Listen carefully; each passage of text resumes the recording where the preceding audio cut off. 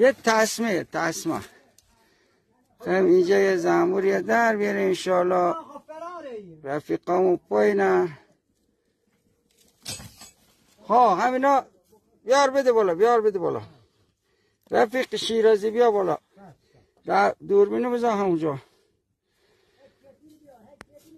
علی محمد بیا، تو بیا اسماعیل بیا برابری. حالا خود زنبور بیا. اینا من پهلو زنبور هستم بس حالا بدین بالا تا اثرش در. فتالی میگم ما فندک داری؟ فندک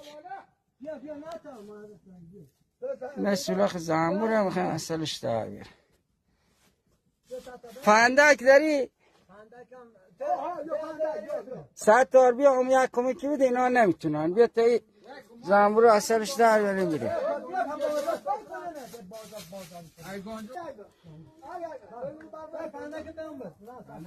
اسماعیل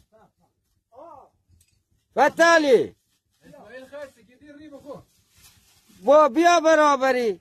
خرس خودم نمیخورم. میخوام خرس. من اون روز هم خرس دیدم. خرس خود آدم نمیخوره. بیا من تو کمر گیر اومدن تا کاراش بکنیم یا زنبور اصلش در بریم. اینه اصلش هست. اینه زنبورته.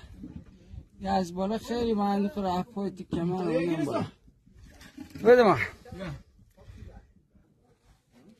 دوستان عزیز این هم چل زنبوره. پایینش کمر. از این کمر اومدم بالا. این بالا که اصلش در بالاش هم کمره. این چل زنبور هست. اینی چل زنبور موم زده زنبوران روش هست.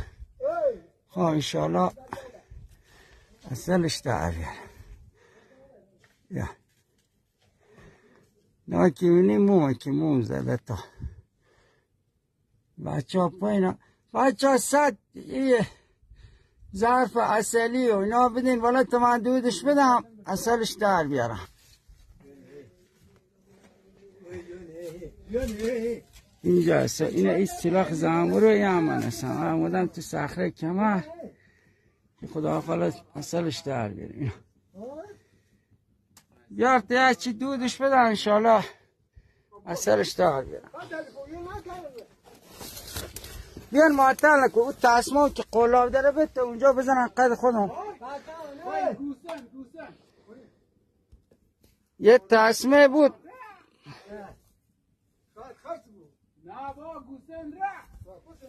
چه بود؟ شکال بود.